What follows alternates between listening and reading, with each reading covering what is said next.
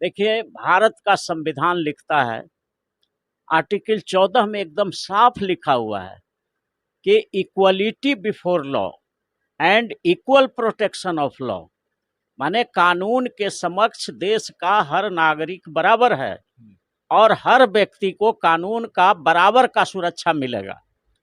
तो जब भारत के संविधान में समानता का अधिकार है, इक्वलिटी का अधिकार है, तो ये तो हमारे देश के बेरोजगारों के साथ मजाक उड़ाया जा रहा है ना, कि भारत के संविधान की धज्जियां उड़ा करके एक ही काम जो शिक्षक कर रहा है, जो पुराने शिक्षक हैं उनको 1 लाख रुपया सैलरी मिल रहा है, और जो नया जो कॉन्ट्रैक्ट पर शिक्षक बहाल हो रहे हैं या जो भी संविदा कर्मी हमारे देश में काम कर रहे हैं या राज्य में काम कर रहे हैं, उनको आप जो है 20,000, 10,000, 12,000, 5,000 पर भी काम करवा रहे हैं।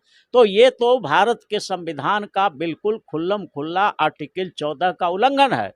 और सुप्रीम कोर्ट का और हाई कोर्ट का बहुत सारा जजमेंट भी है कि equal pay for equal work होना चाहिए, इक्वल वर्क के लिए समान वेतन होना चाहिए। अगर आप काम वही ले रहे हैं तो समान वेतन मिलना चाहिए। ये सुप्रीम कोर्ट का दर्जनों फैसला भी है, संविधान भी इसी का बात का इजाजत देता है। आर्टिकल 14 कहता है और 15 कहता है कि कोई डिस्क्रिमिनेशन नहीं कर सकते हैं, आप भेदभाव नहीं कर सकते हैं जाति के आधार पर, लिंग के आधार पर, प्लेस ऑफ बर्थ के आधार पर, और किसी भी तरह से आप किसी के साथ मतभेद नहीं कर सकते, भेदभाव नहीं कर सकते हैं।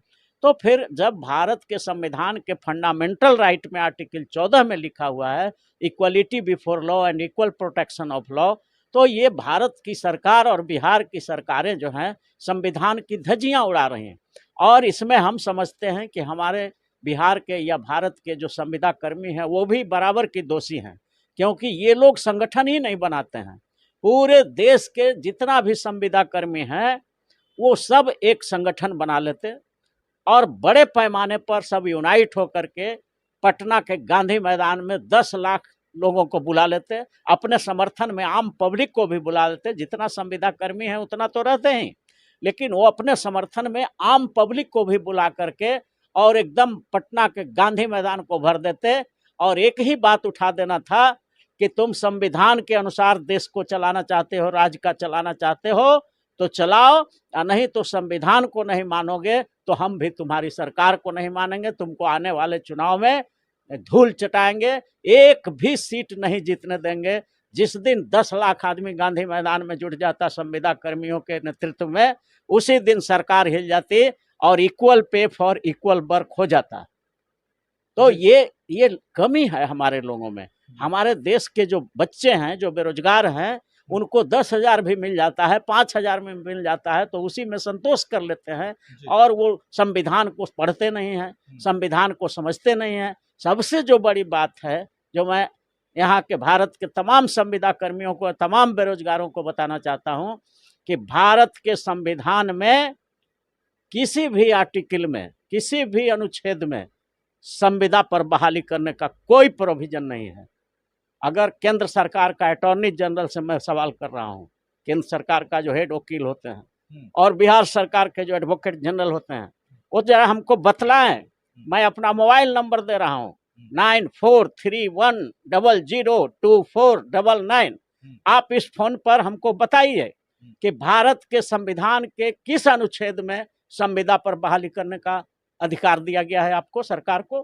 कहीं नहीं है। ये बिल्कुल असंवैधानिक काम हो रहा है और भारत की संविधान का खुल्लम खुल्ला धज्जी उड़ाया जा रहा है।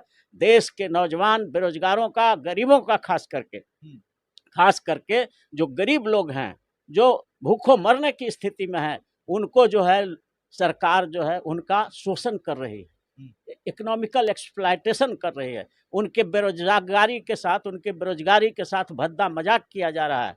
इसलिए हम तमाम संविदा कर्मियों से अपील करते हैं, यह भारत के तमाम नौजवानों, बिहार के तमाम नौजवानों, आप एक संगठन बनाओ और संगठन बना करके जहां कहीं भी हमारी मदद की जरूरत हो हम तुम्हें मदद करने के लिए तैयार हैं। और एक बड़ा संगठन बना करके एक बहुत बड़ा महासम्मेलन गांधी मैदान में उतारो कि सारे संविदा कर्मी को रेगुलर वेतन दिया जाए और नियमित किया जाए 60 साल तक, और उनको जो है जिस तरह से equal pay for equal work, जिस तरह से काम दूसरे लोग काम करते हैं तो जितना मिलता है रेगुलर को उतना ही हमारा वेतन भी होना चाहिए, और 60 साल पर रिटायरमेंट होना चाहिए, और रेगुलर सर्विस वाले को जो भी सुविधा मिलती है वो मिलना चाहिए, क्योंकि संविधान में equality before law and equal protection of law, संविधान के आर्टिकल 14 जो फंडामेंटल राइट है उसमें लिखा हुआ है। तो फिर इस संविधान के अनुसार हमें क्यों नहीं सब अधिकार दिया जाएगा?